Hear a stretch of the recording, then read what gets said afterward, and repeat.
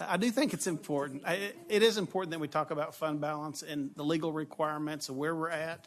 I think at least once a year it's important that we have a discussion about that, but I will try to be brief. First of all, just strength of our district, maintaining a healthy fund balance.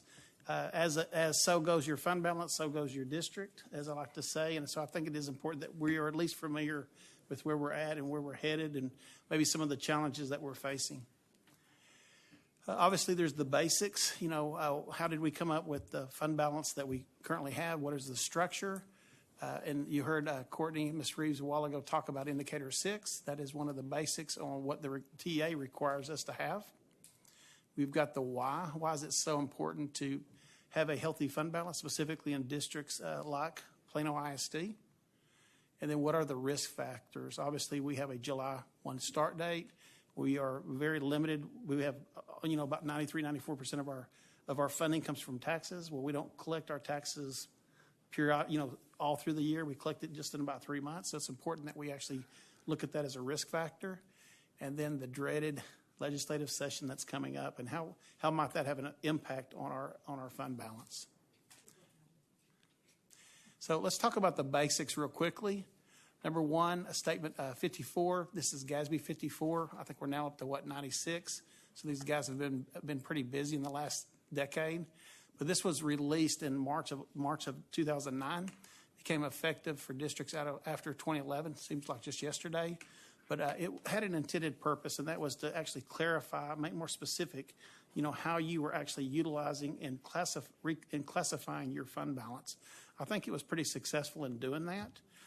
All of your governmental fund types actually require GASB 54, so that's going to be your general fund, special revenue fund, debt service, capital projects funds, and then your enterprise and your internal service funds are outside. They do not require GASB 54 requirements. So when you actually look at the hierarchy of GASB 54, your fund balance has to be placed into one of these 5 different hierarchy classes. Non-spendable fund balance, that's just an amount that's like inventory, prepaids, that by its very nature, you've got to hold out because it's already the intended of that money has already been spoken for. You've got restricted fund balances, and that is it's constrained by a specific external party. That's like if you've got debt service, obviously you can't spend that on other things. It's got to be spent just to pay back your debt. Same with capital projects. It is, if you've got any unspent fund balance, it's for that specific purpose that your bond was passed for. And you also have some state and federal grants that have specific requirements. You can't pull those out and use those for discretionary type items. You've got committed fund balance, and these are actually by the highest governmental entity. In our case, it would be either the state, federal, or even the board. Can actually pull out some of the fund balances and use it for a specific purpose. I do think it's important that if you go back to our local policy, CE, that's CE local, that's where we talk about setting up our budgets, but it's also where we actually have all our requirements on fund balance. So if you're curious, well, what does the state say that we've got to have in fund balance? Well, we'll get to that here in a second through Indicator 6, but what does our board say that we've got to have in fund balance? Guess what? And that's actually spelled out in that policy. It's 20%. That's in CE local. It's important that we know that. And then it actually goes through and it says who in our district can actually commit fund balance. It's obviously just this board. Who in our district can assign fund balance? Well, it's our board, but it's also the superintendent. It's also the CFO can also assign fund balance. So I think it's important that we also go back and know that that's coming from part of our actual policy. Assigned fund balance is just like committed, except for it can be administrative in nature. So we can actually pull out part of it in case we have, in other words, if we don't have a current bond, we want to pull out part of it for maybe buses or technology or for a specific purpose. We can actually assign part of that, pull it out in case we get to the point we might need that. And then unassigned fund balance is what we used to call prior to 2011 unrestricted. It's just what's left over. And so I think that's what unassigned is, basically whatever's left over. So this is our fund balance, and this is where we were at as of two weeks ago. Our auditors are finishing up, so I think that the only number here that's really changed is in the first column is the purchase orders. The auditors are doing what they call test of subsequent events. which they go back and pull if you've got something that's happened in September or October and it was actually should have been pulled back into the year, they'll do that. That might change your purchase order slightly, but everything in there, and I think this board 2 years ago really made a concerted effort to start pulling out items out of unassigned and putting it into assignment, mainly because there was talk about the legislatures actually honing in on district's fund balance. Yes, yeah. Then Representative Huberty and some like that were in the same, had concerns about how fund balance was growing. So you can see what was pulled out. I know one thing that I do want to point out is if you see cash flow requirements. And we'll talk more about that here in a second. But if the question is, what do we need? Minimum fund balance do we need to actually cash flow our district? It's about $170 million. Without us being at that level, if we ever dip below that level, we would have a hard time paying our bills on a monthly basis. Okay, it's important to know that because we want to make sure we don't tie that up in investments. Percentage of investments is going up. We want to try to take advantage and put items into vehicles that actually get a higher rate of return. We need to make sure that we've got monies to cash flow and pay our bills. And then also you see just these other type of, just being creative with how we can pull out of unassigned fund balance. You also see the budgeted deficit there. It leaves a very, very small amount in unassigned fund balance, which is just a little over $19.5 million. I would make a recommendation, and we have talked, we've talked internally. I know we have a meeting coming up on Friday with our audit board, our audit subcommittee, and I'm going to make a recommendation that we take the cash flow requirement of the 170 and put it back into unassigned. Mainly, in my opinion, what we should be seeing in unassigned is what we need to cash flow our district. The reason I say that is because TEA right now, anyway, they're actually looking at unassigned fund balance, and they're actually doing what they call financial management audits on where you're at with your unassigned. Courtney, this last weekend I talked with David Marks. He's the director in TEA of compliance, and they are trying to change that. But for right now, it's an automatic. If you don't have a certain percentage in unassigned, it's an automatic audit.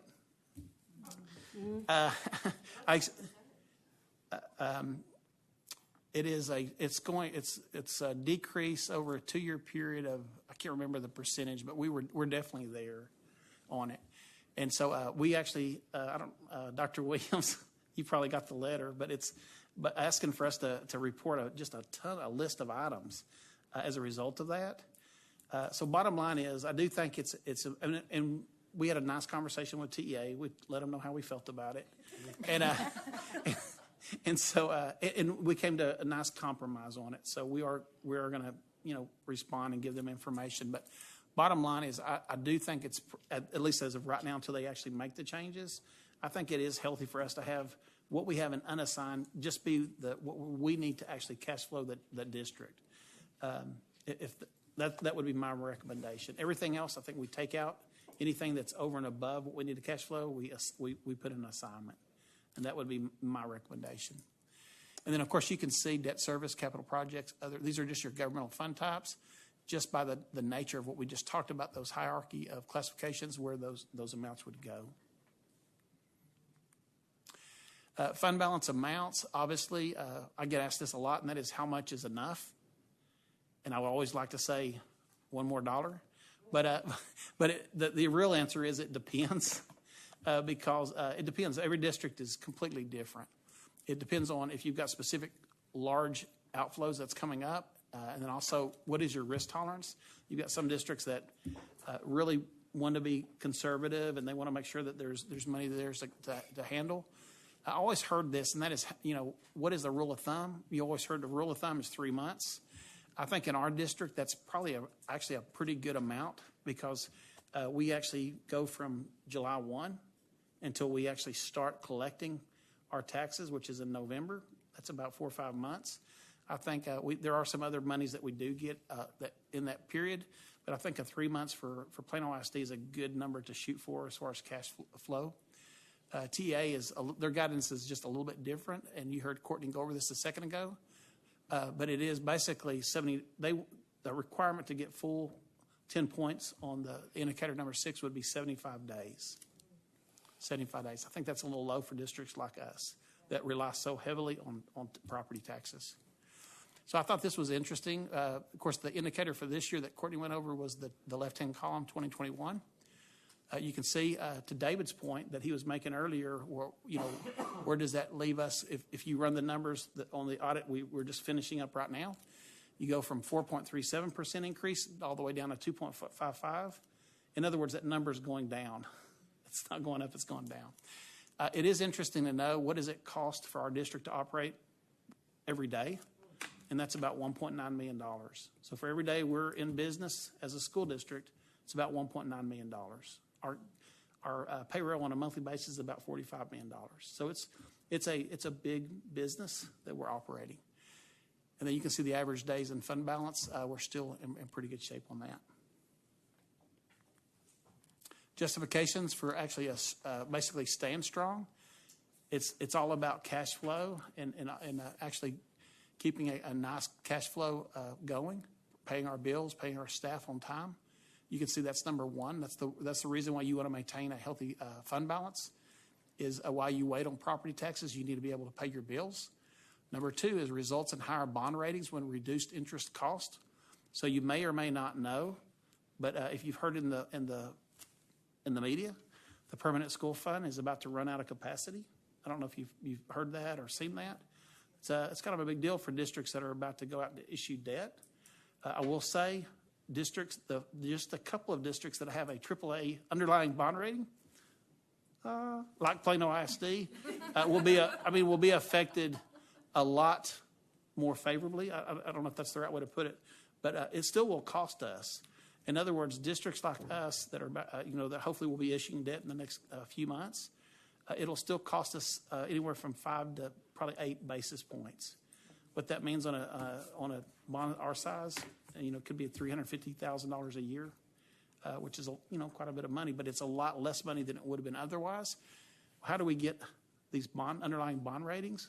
One of the main indicators they look at is our fund balance. So it is important that we maintain a healthy fund balance. And then also prevent districts from borrowing costs when they need to cover cash flow deficits. We're a long ways from that right now, but each year we're getting a little bit closer to that. I've worked in a district that had to go to the bank and borrow money to meet payroll. It's a very scary place to be. We don't ever want to get there, but that's one of the reasons why we want to maintain a healthy fund balance. And then allow districts to respond to unforeseen costs without interruptions. The main one just this year is inflation. Inflation, when we went to do our budget this year, it took our breath away because it was such a sharp, unforeseen. We knew it was happening at the time, but it happened really over 1 year. Inflation just cropped up. Also, disasters like Uri, we're able to respond a lot quicker if we've got money sitting there, not having to wait for state or federal to kick in. And then obviously, just on the school's first report, there is a cash indicator, investments indicator, and this helps us with that. Risk factors, just a couple of items just to mention real quickly, and that is number one is awareness of the due dates of large outflows is critical to maintaining district operations. In our case, being able to do a cash flow statement when the monies are coming in, when the monies are going out, super important. And then just relying on a healthy fund balance to take care of our shortfalls. And once again, we have to know when we're actually getting our inflows in, mainly taxes. We need to know the months those are coming in. Fiscal year one start date. This is just simply, you may or may not know that there's only about 25% of the districts that have a July 1 start date. It's not the dominant. You can start September 1 or you can start July 1. We start July 1 here. I worked in districts that have both. There's pros and cons against both. I'm happy with the July 1. But you do need more, you actually need more fund balance because you're actually cash flowing for an additional 2 months.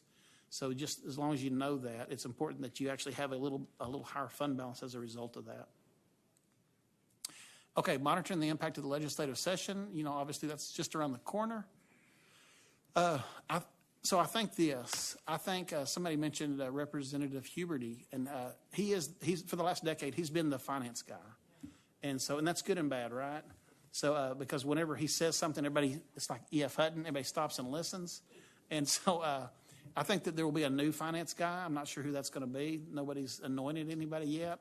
But I will say that I feel better. I mean, it was scary last session because they got to, House Bill 1525, which was, the fix for, it was the fix for House Bill 3. We get to the very end, Huberty, who everybody's, he's the finance guy.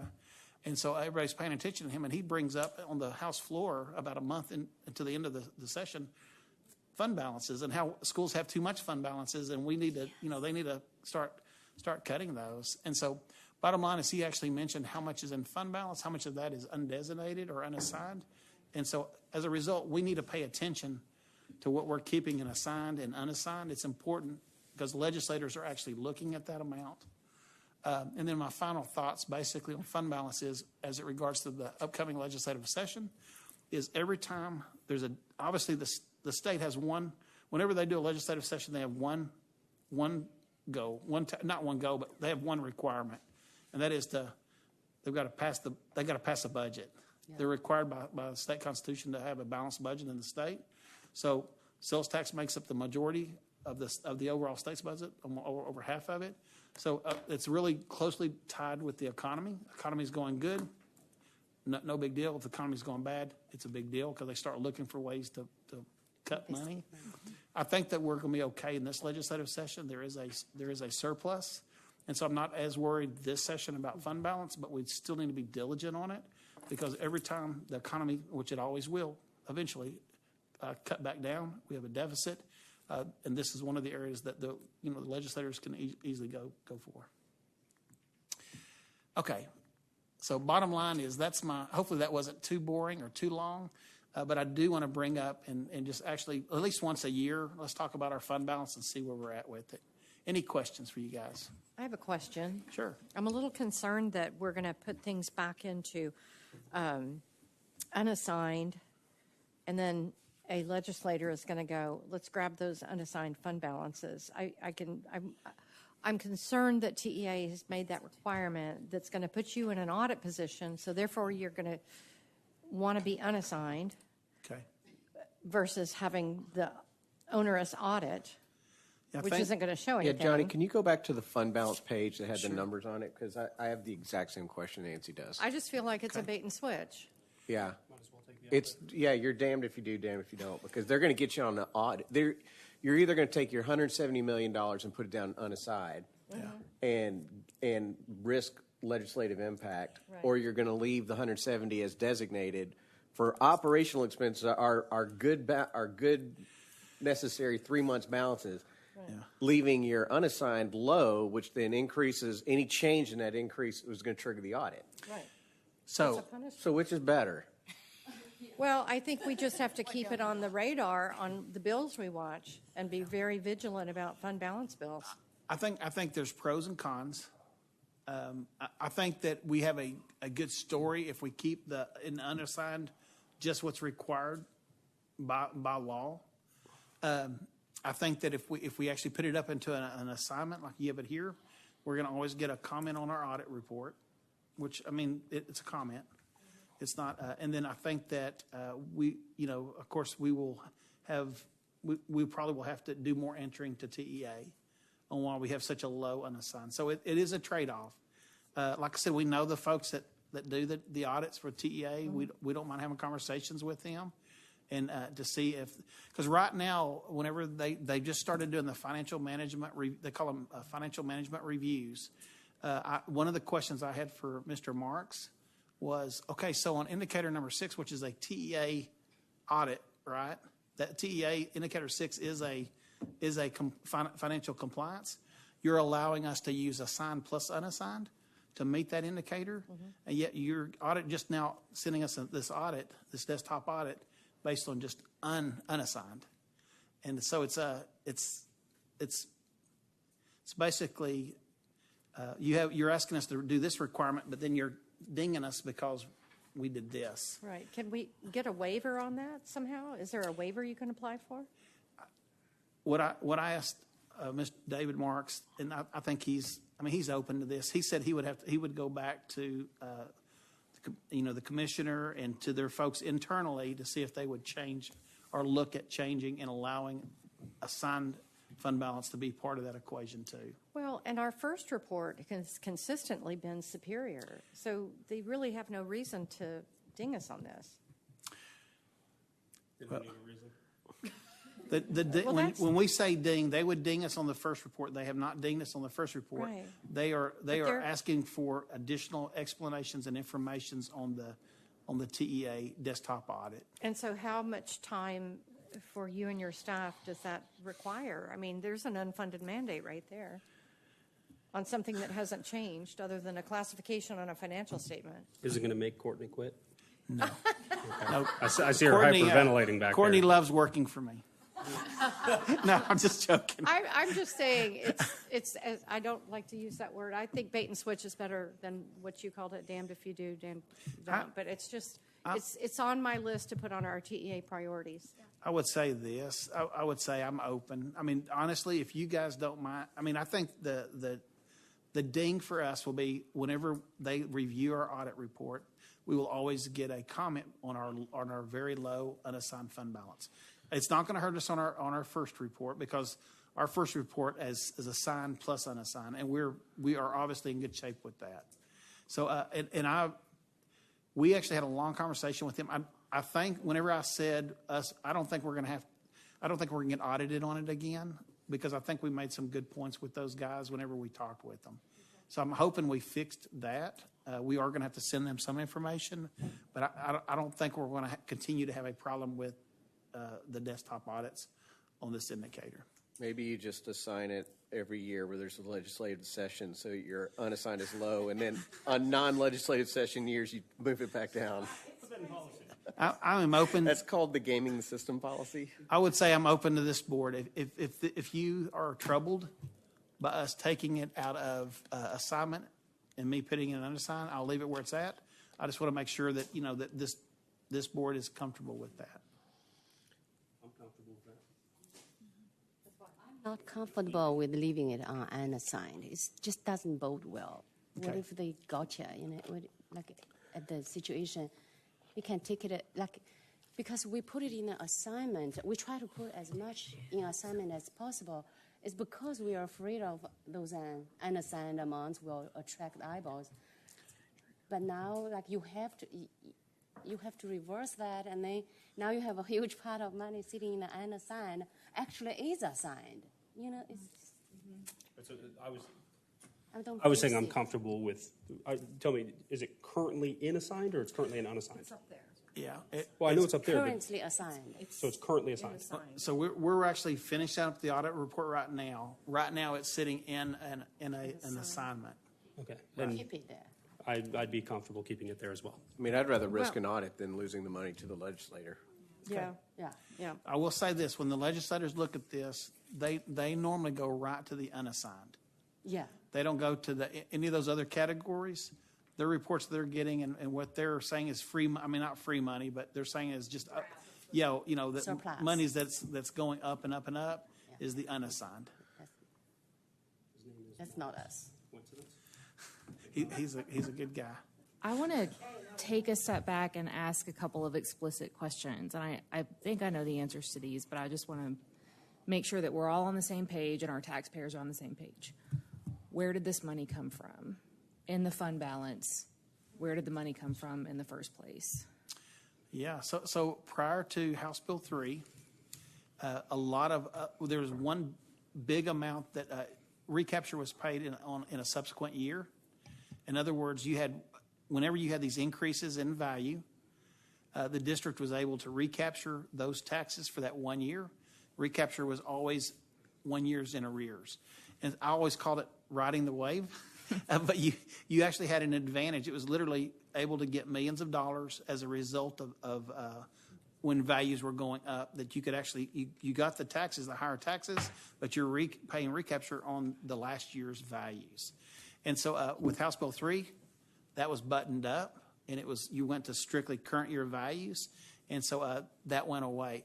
Us actually building up and just having these big fund balances, the growth in fund balances, extremely hard to do after House Bill 3. So this is money that Plano ISD taxpayers paid They did. originally? Yes, Okay. yeah. And when you say the legislators are saying we need to cut the fund balance, are they talking about allowing us to give money back to our taxpayers?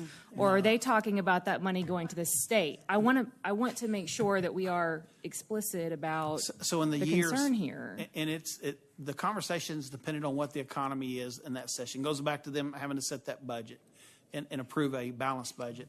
So in years like that, obviously they're shortchanging their obligation to school districts. And so one of the ways to shortchange that is, well, if a district is already sitting on, X number of millions of dollars of fund balance, we're gonna make them partner with us, and part of that we're gonna ask them to pay for out of their fund balance, and we'll pick up the other part. That's the conversation. So I'm not sure I would call that partnering, but I mean, I understand your point. I want to make sure our taxpayers understand the threat of this, that this is money that Plano ISD has saved, essentially, for a Education. rainy day or for education or for whatever, for cash flow. And, the language of we need to cut fund balances, I want to make sure our taxpayers understand explicitly that would likely mean this money going to the state and not necessarily going to education. Yeah, it's a grab, and it's recapture on top of recapture. So can I put some historical context on this too? So this was Richard Mackin's plan from a decade plus back, because Richard saw the writing on the wall with recapture. He knew recapture was going to grow, so he said we need to increase fund balance to be able to, when we can't afford to operate on a neutral budget anymore, we have cash to supplement, which is exactly what we're doing right now. You've noticed one of the line items is $40 million coming out of our fund budget to fund the balance, the negative component of our budget. Now, the assignments that are there, there was a result of a legislative grab, potentially. But if you do some very quick math on $269 million in fund balance, less $170 million, which is our 90-day runway. That's what we need to maintain to be good fiscal stewards. That leaves you roughly $100 million.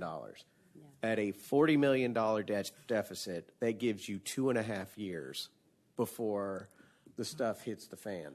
And that is the runway that this district is looking at. We have this legislative session, and we have potentially the next legislative session, or we are going to be in a position where we are now starting to spend the dollars that make us a AAA rated district. So this is a massive, massive red flag. Now, this is what Richard planned for. This was his plan. And so we do have the money available to us that is going to float us. And we have used that money over the past couple of years to float the budget deficits where we've needed it. But our deficit is massive right now, and we do not have the ability to maintain that budget without dipping into fund balance anymore. And so 2.5 years is a very short window before we're in a very, very bad spot.